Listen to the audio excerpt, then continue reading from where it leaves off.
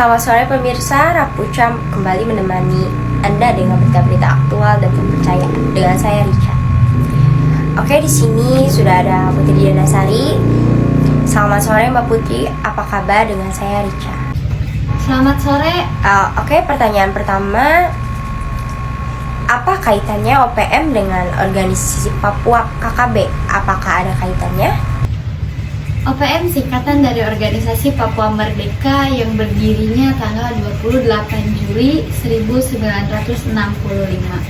Di Manokwari Aprai itu OPM yang disebut sebelumnya ada 4 sifat Indonesia. Mulai masuk ada faksi-faksi banyak dan terkumpul, maka pada tanggal 28 Juli tahun 65 dibentuknya Organisasi Papua Merdeka itu yang kita tidak tahu dari mana asal usulnya, tapi itu sendiri.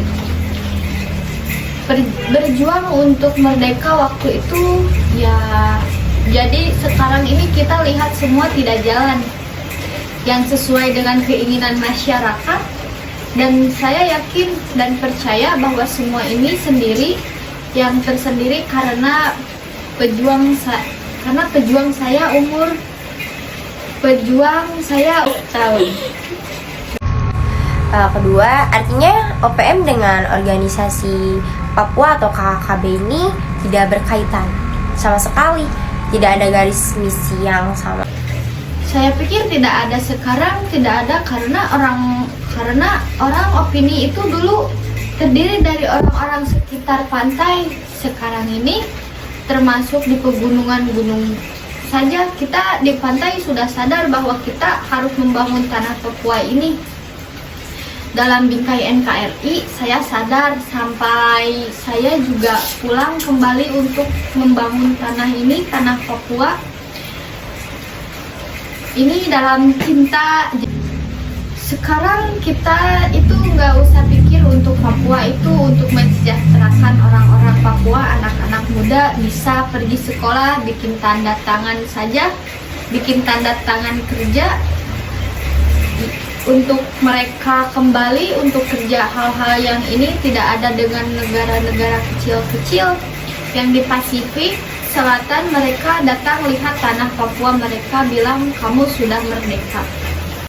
Jadi adanya organisasi teroris ini tentu ada pihak-pihak di belakangnya sehingga masih eksis hingga sekarang. Kalau Putri lihat siapa yang mempunyai kepentingan soal ini secara garis besar?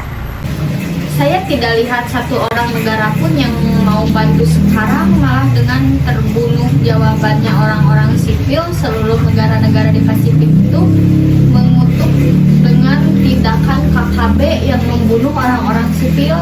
Guru yang datang mengajar ini mereka mengutuk, dan suatu sendiri sudah keluar statement yang saya tahu bahwa mereka tidak mau bergabung dengan kelompok teroris karena tidak ada tindakan teroris yang dibenarkan.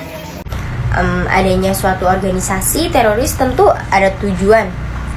Organisasi teroris ini yang menyasar banyak orang, bahkan hingga warga sipil yang jadi korban. Ini cuma emosi mereka karena tidak bisa apa-apa. Ya harus bunuh orang ini sipil, tapi mereka tidak berhadapan dengan tentara sekolahnya sendiri. Masa depan dari mereka ini semua diambil nyawanya, begitu kita panik.